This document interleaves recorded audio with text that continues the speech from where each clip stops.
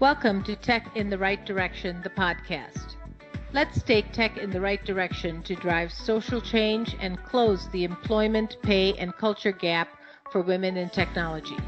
This podcast is focused on helping turn ideas into action and create opportunities for women to advance in the dynamic technology industry. I hope this podcast will inspire and motivate you to encourage more women and girls to seek or grow a career as a woman in technology. Stories about the journey of amazing women in the tech field starts right now. Welcome to Tech in the Right Direction, the podcast. This week, I'll be speaking with Gabriella Schuster. Gavriella is a fierce advocate for diversity, equity, and inclusion in the high-tech industry. She's a founding sponsor of both Women in Cloud and Women in Technology Network. She sits on the board of directors for both organizations now, as well as Chinasoft International, the IAMCP, and the University of Washington, Bothell. Last November, she launched her Become framework through a TEDx talk on gender equity and was awarded the Athena Global Leadership Award for her advocacy on behalf of women in IT. Gabriella has worked in the high-tech industry for the last 30 years. Most recently, she was a corporate vice president at Microsoft and has led businesses across multiple disciplines, driving digital and cloud transformation, strategy and execution, spanning all aspects of business model and product development, launch, marketing, sales, and partner development.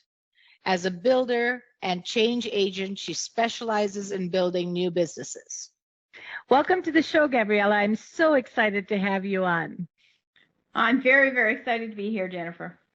Great. Well, let's get started. Can you share with us your career journey and how you got to where you are today? Sure. That's a big question. I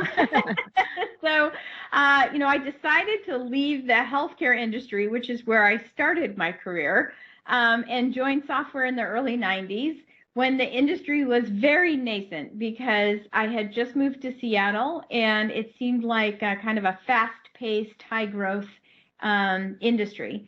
So I took to technology. I really loved it. I worked for a small company called Aldus, which later became Adobe. And what I loved about the technology was what it could do for us to make things easier, and I became an avid learner. So I joined Microsoft in 1995 when you could basically create your own job at the company. We were growing so quickly, and our company revenues were only about $3 billion back then. So it was a long time ago. I set out to learn as much as I possibly could about all aspects of the business. I switched disciplines 6 times and held about 14 different jobs in my 25 years at Microsoft. And I learned so much about building and transforming tech businesses, innovating and marketing products, and building partnerships that, throughout that time, I really just continued to build on my knowledge, my experiences. And I think throughout that time, it took a lot of courage, focus, discipline, and obviously hard work. But I built so many great relationships with so many people who have become mentors and allies and sponsors over the course of the years, and really helped me to become the person that I am today, build the career that I've had today, the network, and now at the precipice, I guess, of a new transition in my life, really rebuild a completely kind of portfolio role, my own job of the things I love to do, and focus on really making a difference in the world. That is just amazing. I loved what you said about transitioning through so many different job roles and learning and absorbing as much as you could. And, the words that really came to mind was, the courage that you had to do that.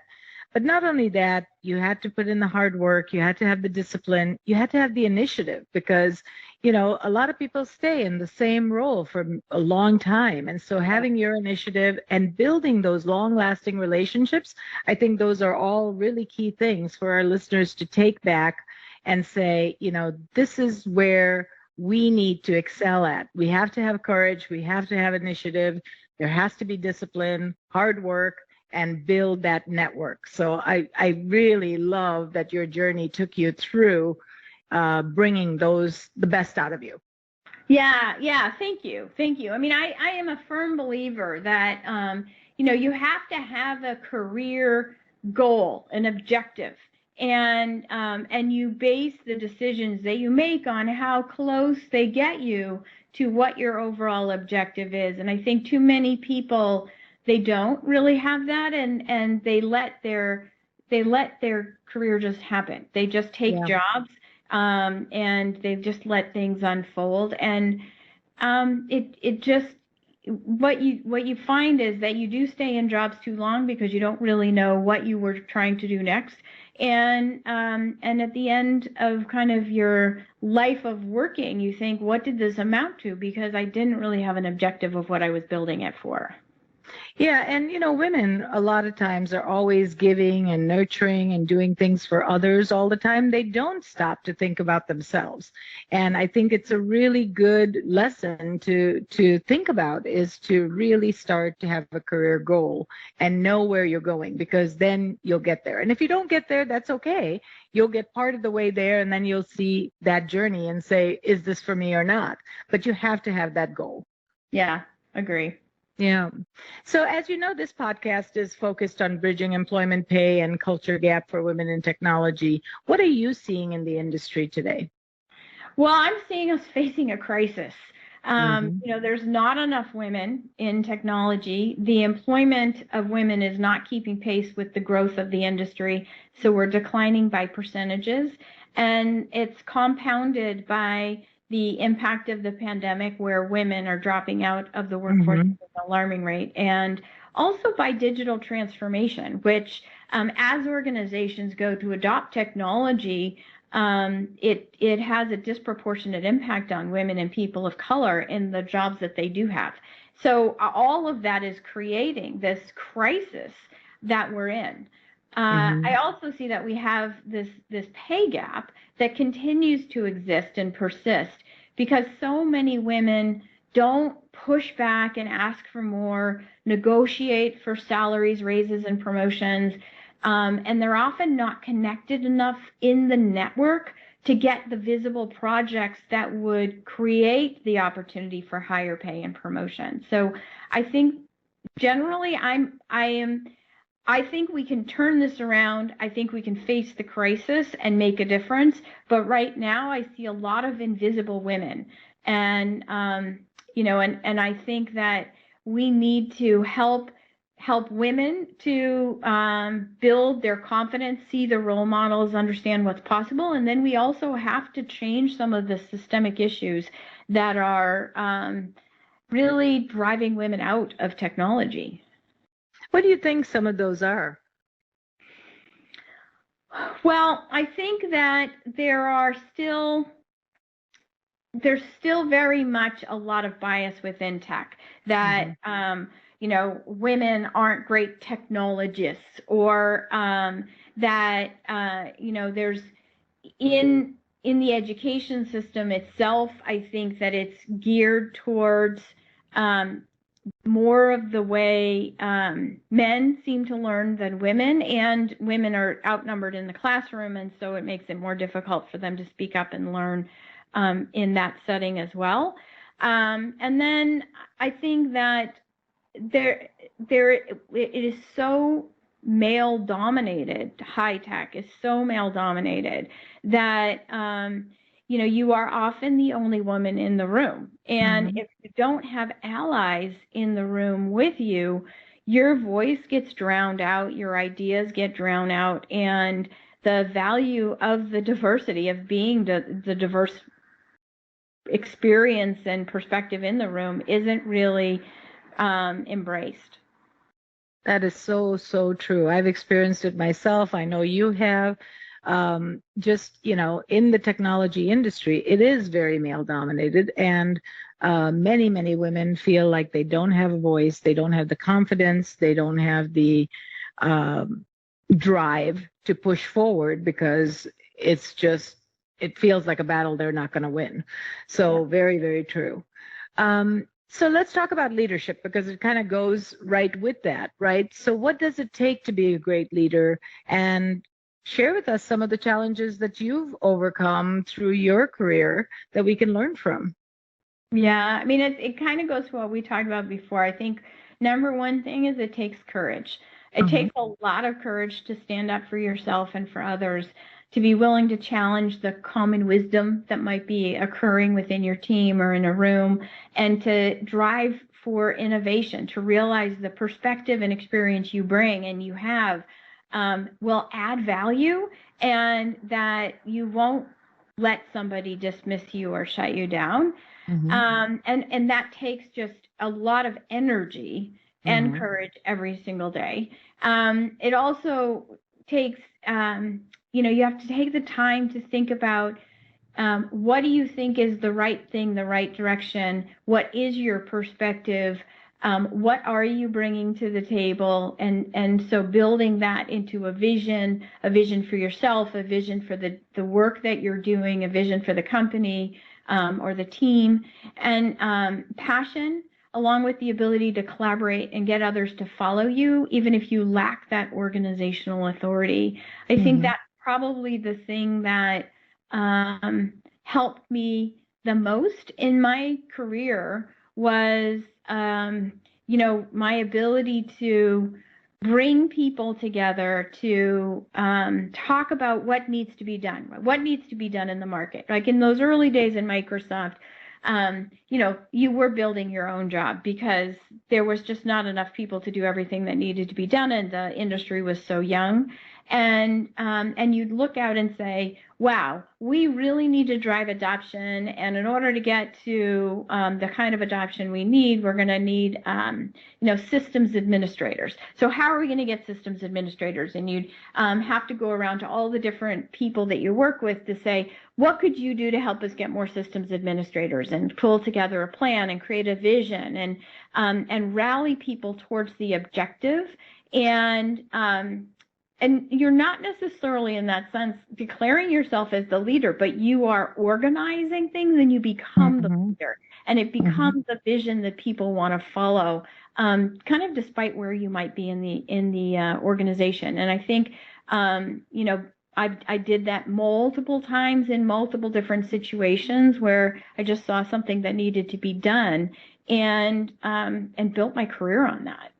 That's great. That's great. And I hear collaboration a lot because you were rallying the team to, buy into the concept and then execute and create results. And I think that comes from collaboration, and women are very good at collaborating. I mean, that's how we manage, that's how we lead. So, I think our listeners should be thinking about how they can use that skill that they already have to become great leaders. Exactly. And it's about, putting yourself in that position of building that vision and building on the vision, as opposed to just being a project coordinator or an assistant or something, right? Right. So we're hearing a lot about diversity, equity, and inclusion, DEI, in the workplace. And, even at Directions, we're hearing from our customers. We're providing some training around that. Do you think it's making a difference? Are we turning a corner? Are we going to get to like a tech equity for all?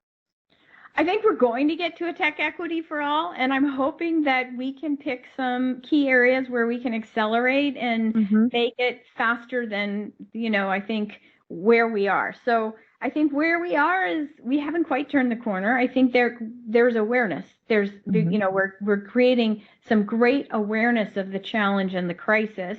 I feel like we're in very early stages, and we haven't yet moved enough of the majority to action to feel like we've got traction.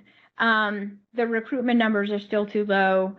The retention numbers are really bad. And I read the other day that Capgemini did a study and found that 90% of all organizations in tech lack an inclusion program in the workplace. So, while we could create diverse teams, they're not that you're not going to get the value of the diversity unless there's inclusion.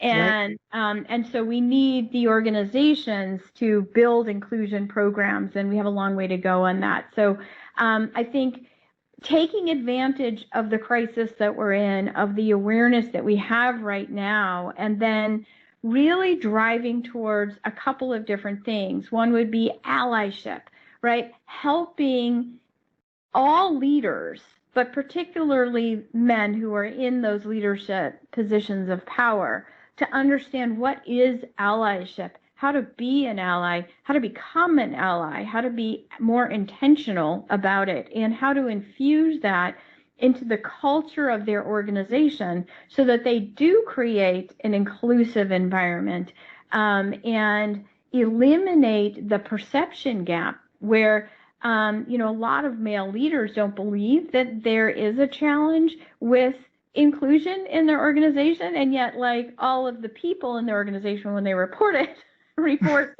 there's huge challenges. Right?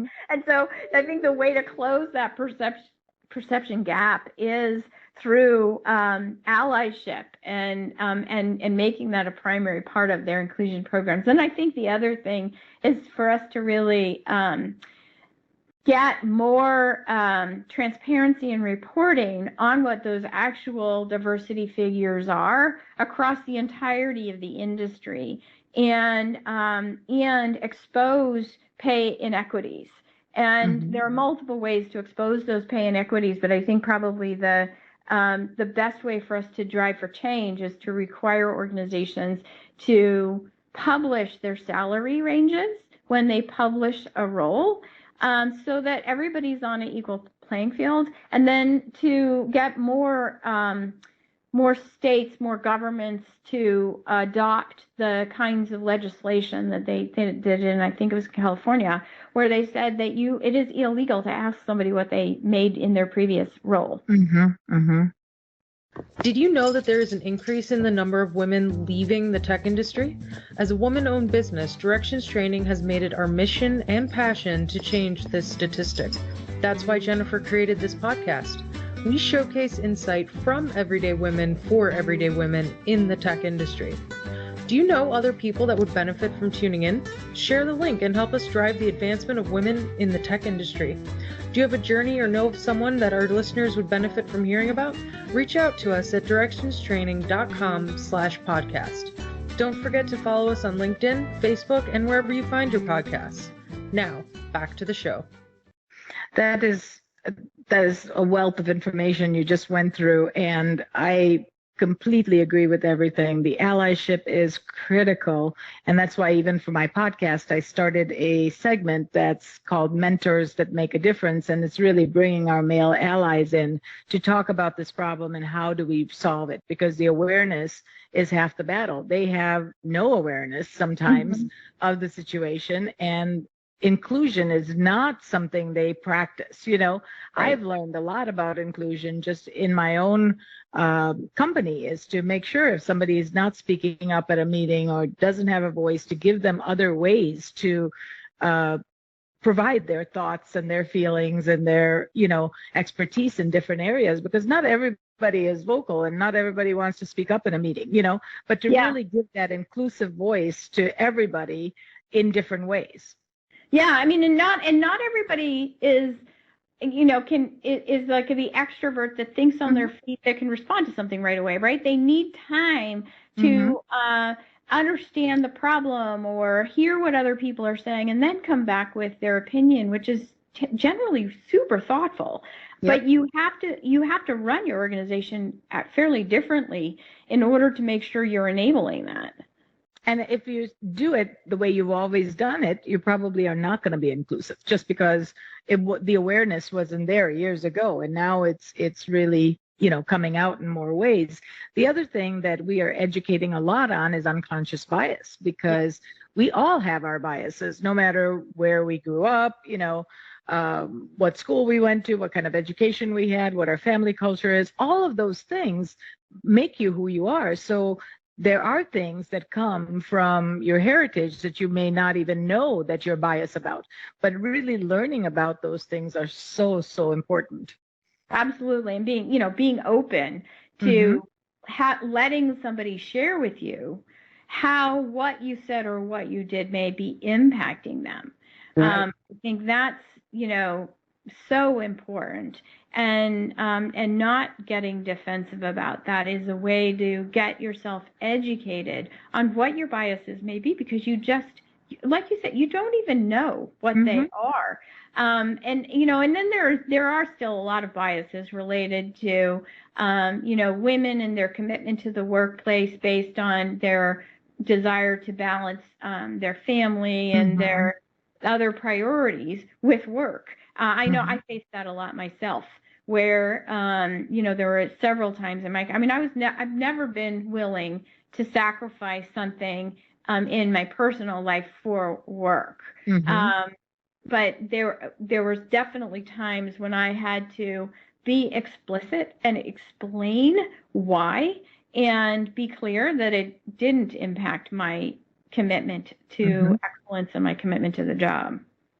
And I do find, I have women and male employees, and I feel like they both give everything they've got, even if women have a family or need to run to the doctor with the child or whatever, they'll make up the time at other times and, really give it their all. So there is a lot of benefit to have that diversity in your workforce, because you're going to learn from many different experiences. Yeah, I'm hoping that a lot of organizations, as they, start back in a hybrid workplace, really take the great lessons that we've learned through the pandemic, which is the value of flexibility. Because to your point, when people will give you their best when they feel like they are in a place where they can really do what's needed to manage their lives. They get more stressed if they aren't in a place where they kind of always have to second guess how they're spending their time. That's very difficult. Right. And, we talk with the pandemic, the remote work has given, at least at the least level, the commute time back to people. So now they have at least an hour or two, back in their life to focus on family and balance the two. Exactly.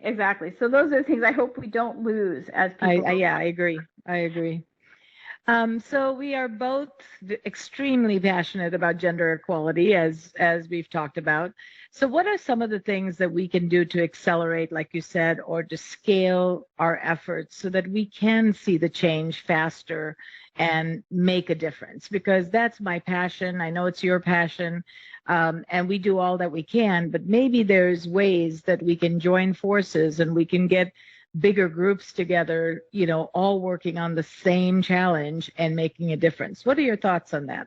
Yeah, I think it's very similar to what I was saying before. It's about creating the vision of what's possible and really identifying what are those points of acceleration, where if we rally to those points of acceleration, we can get everybody rowing in the same direction. So I think that there's really three things that are key points of acceleration in closing the gender equity gap. One is spotlighting even more role models, women who are making the switch through programs like your scholarship program, women who have been successful, because more women need to see themselves in a story. And so the more stories we tell, the more women can see themselves doing something like that person.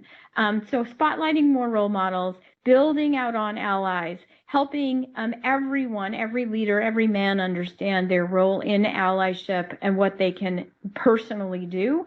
And then helping organizations really focus on things like diversity and pay index to be public and transparent and governed and consistent.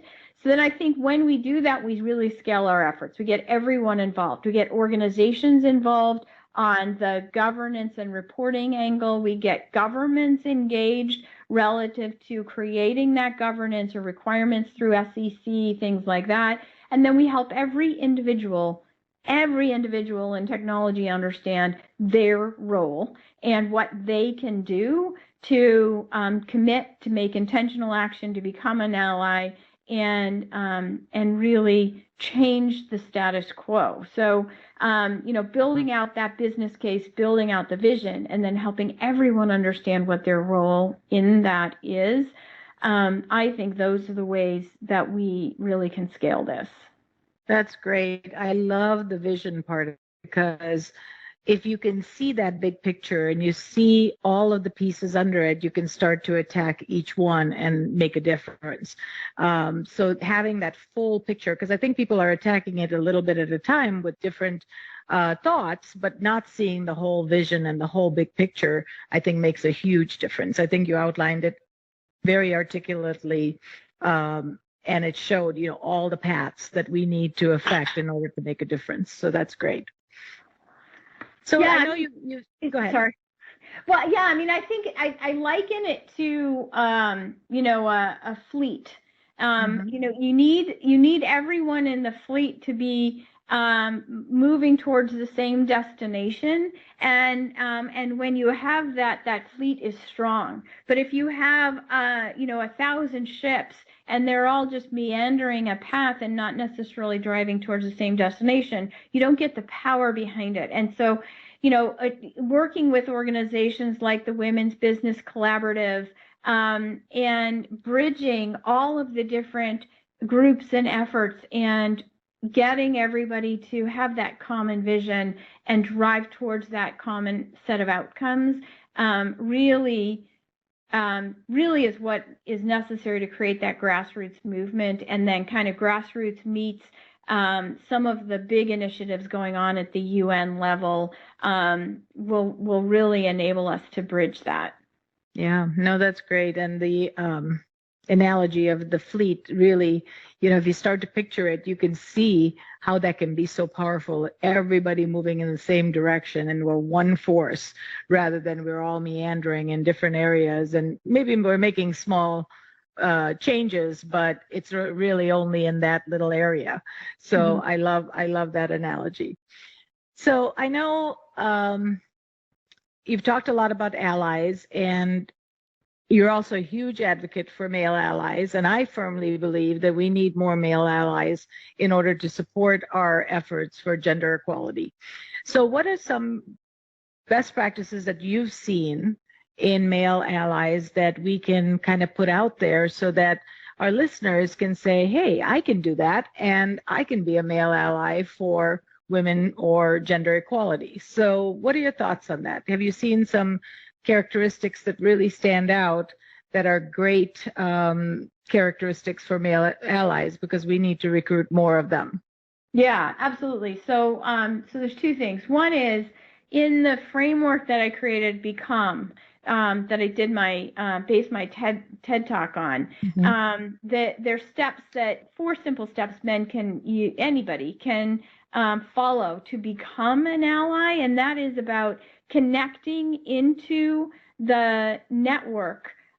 So in this case, the network of women and the women in technology that are there today, so that they build those connections, they build those points of access, and open the door for both themselves to have greater learning, as well as for the women who need pathways to success. So the first step is connection.